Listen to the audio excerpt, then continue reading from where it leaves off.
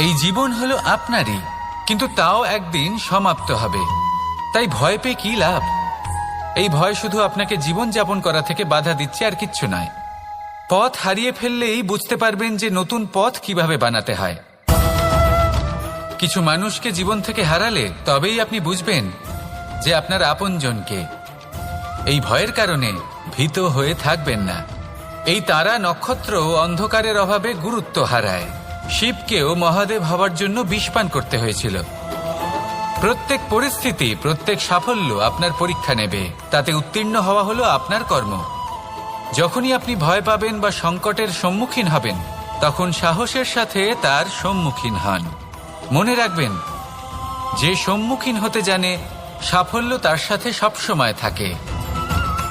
আসুন আর আমার সাথে ভালোবেসে বলুন, রাধা রাধা। সাফল্যের